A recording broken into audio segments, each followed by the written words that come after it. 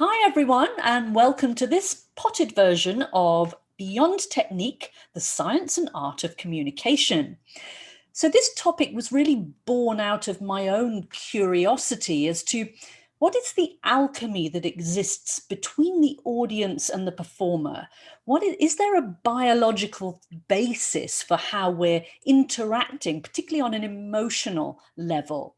And what is it about some artists that when you watch them perform, you're completely transported and absorbed in the narrative that they're portraying? And others you might be really just connecting on a more analytical level. Oh, that's an interesting performance. Oh, they did a really nice technical thing with their voice there, right? So what is the difference? So there wasn't really any research that had covered this in any sort of comprehensive way. So I took a dive into some of the research in neuroscience and also into evolutionary biology to see how the human body became wired for communication. And that's really the basis of what we're talking about here. So I'm just going to bring up some visuals.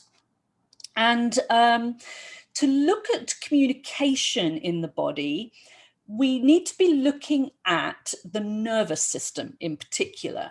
And the nervous system is our brain, our spinal cord, and all the branches that go out to the whole body. And it's like the body's internet, if you like. It's an information superhighway. The cells of our nervous system are known as neurons. So we have many neurons in our brain and all over the body. But we're going to be looking particularly at an area of the brain called the motor cortex. It's the part of our brain that sends signals to our muscles to tell them to contract, to move us around in space. So we have specialized motor neurons that live in this motor cortex.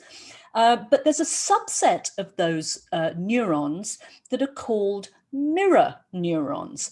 And it's really these that give us a glimpse into the architecture of communication within our nervous system. So these were discovered by a team of scientists in Italy. And like many things in science, they weren't looking for these things. They didn't know they existed. They were an accidental finding when they were looking for something else. What they were looking at was little monkeys. They were looking at the hand-to-mouth gesture in a monkey because that's a fundamental part of the monkey's survival, its ability to feed itself. And they were mapping the areas of the brain, that motor cortex, that light up when the monkey does the hand-to-mouth gesture. So they had monkeys hooked up to electrodes, and that was connected to equipment that would give a readout of these brain regions. Now, one day, one of the researchers was on his lunch break. He'd been working with the monkeys. The monkey was still hooked up to the equipment.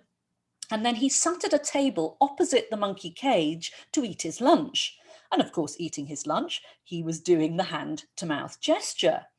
The monkey was observing him eat. The monkey was not moving. But what happened was the equipment fired up and the computer readout said that the brain of the monkey was firing the hand-to-mouth gesture, but the monkey wasn't moving. So of course, this was highly perplexing to the scientist, and to cut a very long story short, it took them about 10 years to figure out what was actually going on. But what they discovered is that we have these mirror neurons, so that when we observe someone else moving, we fire the muscles, or we fire the signal to the muscles from the brain in a mirror of what we're seeing.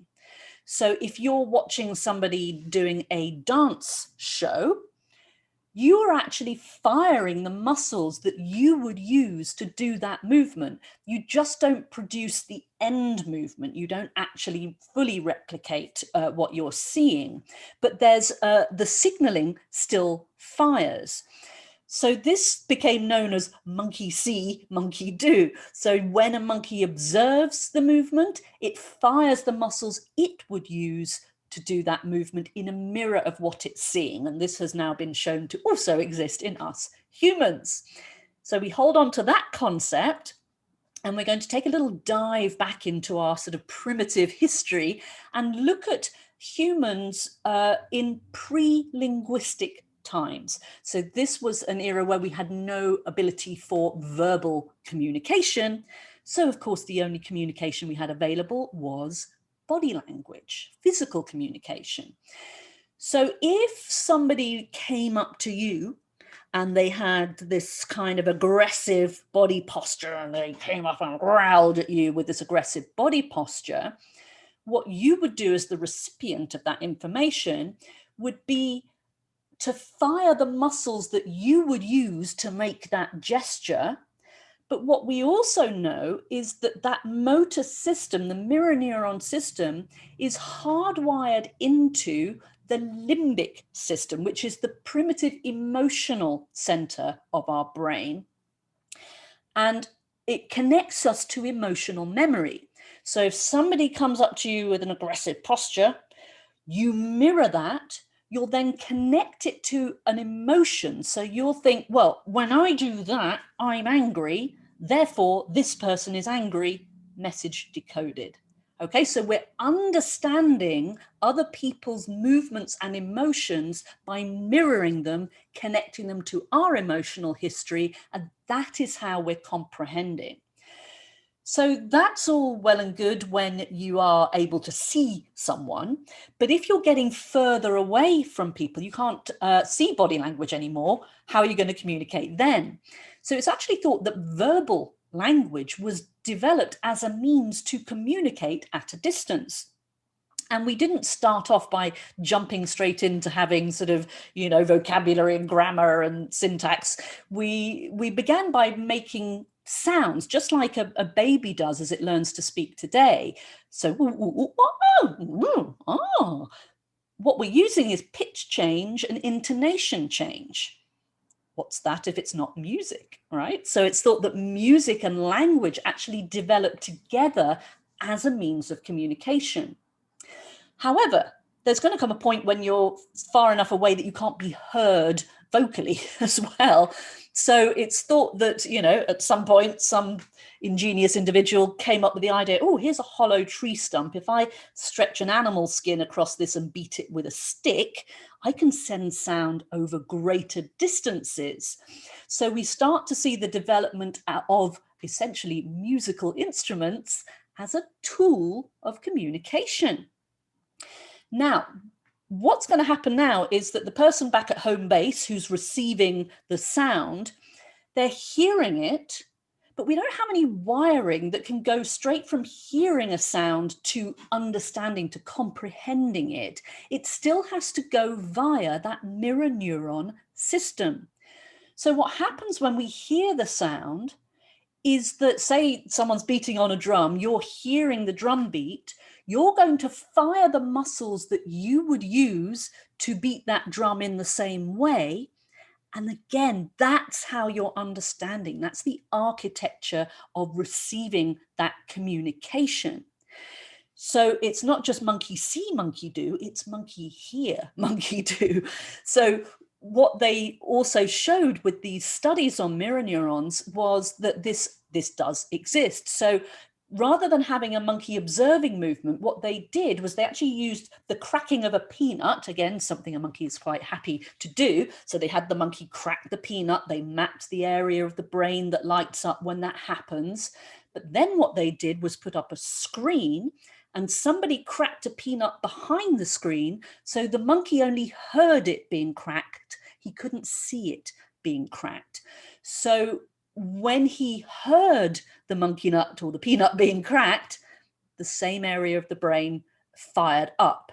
So just by hearing the sound, the monkey would replicate the movement that was used to create that sound. And again, that helps with this comprehension communication system. And again, this has been shown in humans. And if you are a singer, for instance, or particularly a singing teacher, when you hear somebody sing, even if you can't see them, and say they're using a lot of constriction, if I'd done this whole talk with a lot of vocal constriction, you could feel that, right? You could feel it in your throat and it doesn't feel nice. So it's not just that you're hearing it, you're mirroring it in this mirror neuron system. So body language. And body language is so primal. We tend to think that communication is all this sort of intellectual process. But what's been shown in body language research is that if there is a mismatch between what you are saying and what your body language is saying, people will believe the body language 99.9% of the time. So if I were to say to you, I really like you, my body language is not matching that message, and you're going to go, yeah, no, you don't. Whereas if I say, I really like you, you'll be like, oh, that's nice, right? So you're comprehending and believing the body language over what is being said. Now, research also looked into, is body language universal? Can you go anywhere in the world and be understood in terms of body language, even when there's, verbal differences in the language?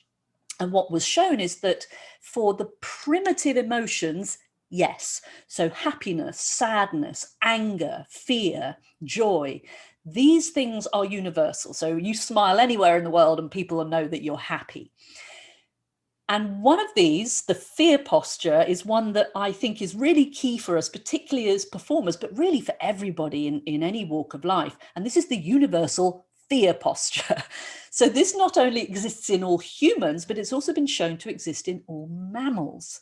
And it's literally that cartoon cat, right? That back gets arched and we round. So as us as humans on 2 feet, we're rounding our chest. But whilst you might think that a natural follow on from that would be to tuck our heads in if we're afraid, what actually happens is we bring the head up because we need to read the environment. We need to know whether we're safe or not. And our sense organs are on the front of our face.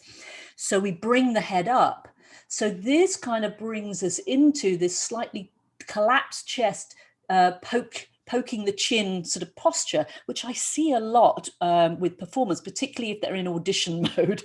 And it's not necessarily like a real sort of full-on example. It could be just a subtle version of it that just gives away the fact that we're not feeling confident. So remember, your audience or your auditioner, if you're in an audition situation, they're reading your body language. So if you're singing with this slight little